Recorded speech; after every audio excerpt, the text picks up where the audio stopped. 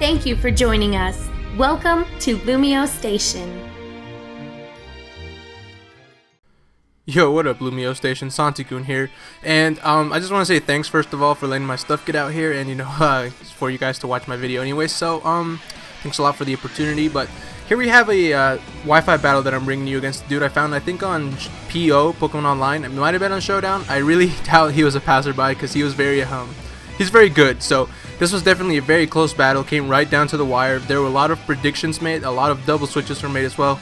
And as you can see, our teams are fairly standard. We have like 2 Pokemon each on our team that aren't standard OU, but they work very well, especially with, our own battling styles. Like, you see that, especially on PO, you'll see that higher ladder players definitely use like kind of some weird stuff, that suits their playstyle better and just makes it their own. Like can't really knock people for doing that. Especially the better players will use stuff that are niche to them. So I'm not really going to ramble on too much about this team preview because I just really want you guys to watch the battle, see the action unfold, and I hope you guys all enjoy it as much as I enjoy playing it. So yeah, I'm going to shut up for now and just get right into this battle. Okay, so we're going to start off right here. His name is Hamish, I don't know how to pronounce it, I'm sorry about that. But anyways, he's going to lead off with a T-Tar. So I was already like, he's probably going to try to get up rocks. So I'm going to lead off with my 4 pounds, my Rotom here. I think Nexus also uses 4 pounds, but he recognized that I made the nickname up first, so we had a little Twitter discussion about that. It's quite funny. But anyways, I'm just gonna take the opportunity here to get a Will-O-Wisp here on this T-Tar, because one, I really thought he was just gonna set up rocks. I really wanted to see what kind of player he was. Starting off these first turns, I wanted to see what kind of his playstyle was gonna be, and 2, I could neutralize a huge threat right here, right off the bat. So here, I'm still kind of scouting what he wants to do, what his intentions are for the beginning of this match. So I'm gonna just try to get some Hydro Pump chip damage in. T-Tar is very bulky. He's in the sand, but I was like, I want to see what he wants to do first. I want to get some damage off on anything that might want to switch in as well. So nothing on this team really want to take a Hydro Pump, So I see that he goes for the Fire Blast, and as soon as I saw that, I'm like, God damn, this man just predicted my Excadrill, expecting me to want to use it to tank a possible Stone Edge because he wasn't going for Earthquake or anything like that. But so I see that this man already off the bat is not afraid to predict, so I'm like, okay, I kept that in the back of my mind for the rest of this match. But here, I'm going to send in the wall, the great wall that is the Go-Go, because Go-Go is so bulky, man. I fucking love this thing. But I'm going to eat up this Crunch. Of course, he is burned, but I am a defensive Go-Go with an Assault Vest.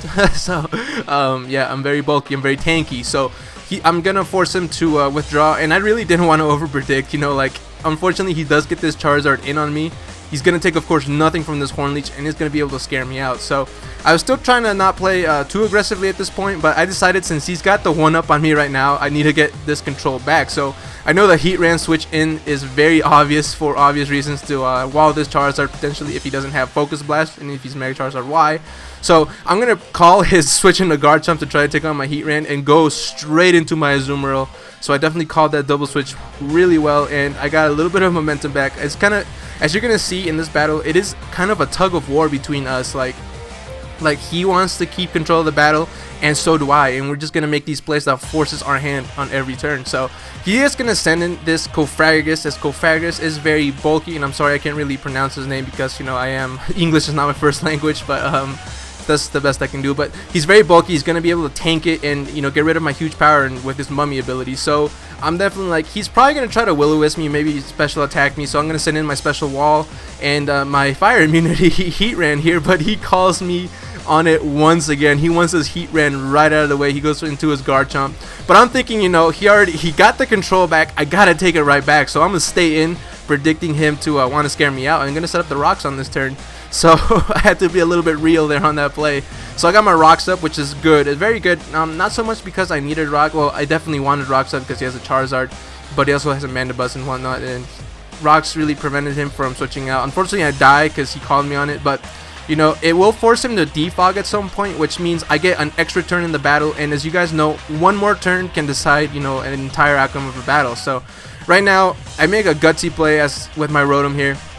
Like, I know Garchomp is one of his win conditions, so I know he's not going to want to take a possible Will-O-Wisp or whatever to it because, Rotom can take any one of his hits, like whether it be a Stone Edge or a Dragon Claw or anything, and then proceed to Will-O-Wisp. But I know he's going to switch out, trying to keep that thing healthy, so I'm going to Volt Switch out on it on his switch, so I keep the momentum going from my side, and I go straight into my Azumarill to take on this Tyranitar. So I already saw his answer to this Azumarill. He's very scared of like a possible Choice Banded Azumarill right now, so he's going to go into Scofagus, which is why I go straight for the knockoff, wanting this thing to go, you know, I just want it gone, man. So like, thank God though, like his Sand takes care of the rest for me. I was just shy of a KO, but the Sand is going to be able to take him out. But at the same time, switching into Rocks and the Sand is not good for my Azumarill as well, because I have to make sure to keep this Azumarill healthy to where I can stay clear of Garchomp's Earthquake range, so like he won't take me out and I can just retaliate with a Play Rough, because I need this Azumarill alive. So my best switch into this Mandibuzz right now is going to be my 4 pounds right here, my Rotom Wash, because whatever you want to do, Toxic, possibly knock off, Foul Play, he might have defogged right there, taking the opportunity on the switch, you know, but it doesn't really matter. It was my best switch in whatsoever. Not whatsoever, but you know what I'm saying. But here I'm just going to show him the diary, show him what kind of day I had, just pain split on him, share my pain, and get some of my HP back as he's going to defog right now. So Rotom is at a pretty decent amount of HP right now, and I have a little bit of an advantage on this because I can really kind of dictate the match with this next play. I know he still has a Garchomp and a Nidoking to potentially block a Volt Switch, and I still don't know what his Garchomp's item is. Like he hasn't shown Life Orb Recoil. He's not Choice because he switched up moves. He could either be Assault Vested or Yachi. If he's been, you know, if he's been keeping the substitute SD set, I'm in a lot of trouble right now, but I really didn't think that was it. So, you know, if he had leftovers, that'd be a dead giveaway, but I haven't gotten any damage to prove that so far. But here, I'm just gonna go into my Excadrill, you know, right here. He just sent out his T-Tar or Death Fodder. There's no real other reason that I could think of, because I was nowhere near for his range for his Nidoking to KO my Rotom. So he definitely just wanted maybe some Sandstorm damage on it, and you could just go into the appropriate Mon after, you know, his T-Tar died or whatever. So I take out the T-Tar, and Charizard comes in, and I cannot stay in on that monster, so I gotta go into my Mega Houndoom. Well, this is my Houndoom, not Mega Houndoom yet, as he's gonna take the opportunity to Mega Evolve. Now that his T-Tar is gone, he decides, you know, there's no reason for to keep the Sand or whatever, so he's gonna get his Sun up. So he's running a dual weather team, which is kind of cool, you know. So I definitely predicted the Flamethrower right there. I knew he wouldn't want to try to overpredict too much, because I am up a Pokemon right now as opposed to being down one at the beginning of the match. So this gives me a perfect opportunity to Mega Evolve into my Houndoom, and I really just wanted some chip damage on his Mega Charizard so that my other mons could take it on. But the fact that he switched out, he kind of choked a little bit there, because now that I'm freely Mega Evolved, I will outspeed everything on his team, and I will be able to get a nice Fire Blast off on this Mandibuzz. And shout out to B-Ball, man. My friend B-Ball showed me the calcs about how powerful this Mega Houndoom really is, and that's why I decided to use it. So his Garchomp is going to come in. Very scary, very scary. So he's going to force me to switch out right now to my Go-Go, the wall, the physical wall, actually both physical and special wall, because I have an Assault Vested Go-Go. So I take a Stone Edge on the switch in and a Dragon Claw, and I'm able to get a Horn Leech off on him. I can see that he's not leftovers.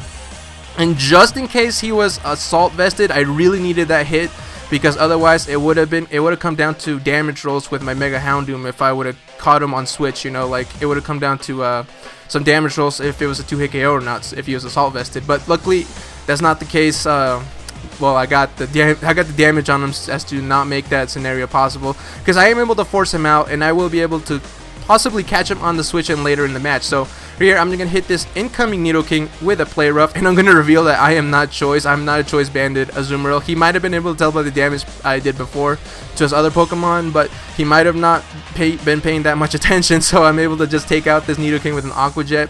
And definitely here I had to sack my Rotom, and I'll tell you why. Like it was because he still has a Garchomp, and he could still potentially win with that combination. So I was like, you know, Hydro Pump and Will-O-Wisp don't have the greatest accuracy. You know, I could miss a Will-O-Wisp, and that would be game right there. And Hydro Pump's not going to take it out, especially when he has the Sun up. So I was like, I got to save my Azumarill for the Garchomp and just fodder off the Rotom Wash to this Charizard Y right here. But this gives me the opportunity to go into my Mega Houndoom, and that is the game, because there's no possibility in which he can win at this point. I will be able to get a Dark Pulse off on it. He could have killed me then or whatever. I guess this Charizard really didn't have anything to touch me with. Like, I'm able to just catch this Garchomp on the switch in and kill him at the same time.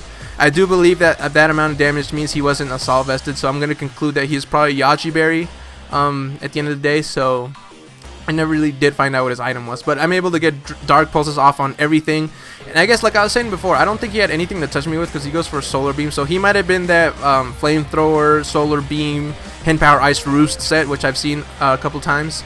Mostly on PO, not so much on Showdown, but he is going to score a crit and take out my Mega Houndoom, but that's not even a problem. I could have gone into a Azumarill and Aqua Jetted him, but I had to show my opponent some respect.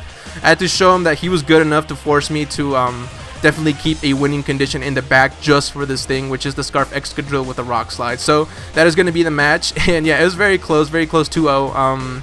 So I just don't get excited about matches so often, like, but this guy definitely made me, like, when he started outplaying me in the beginning, and I will admit he outplayed me in a few plays, like, I was like, okay, I kind of need to sit back and, like, I turned everything off. I whipped out my my Pokemon calc, you know, on the website and everything, and just, it was such a good match. I really got into it, and I really had a lot of fun both playing it and narrating it, and I hope you guys had a lot of fun watching it as well. So I think that's about enough. I hope if you guys like what you see, come and check out my channel. I'm sure you guys, it'll be in the link in whatever below, in the description below. Thanks a lot for having me the opportunity, you know, to get my stuff out here for people to watch and you know, get my name out there. So thanks a lot to the LumioStation guys. Definitely keep supporting them, because it's through you guys that you get good content on this channel and all that stuff. So anyways, I'm Santi Kun. Hope you guys all had an awesome day, and catch you guys later. Peace out.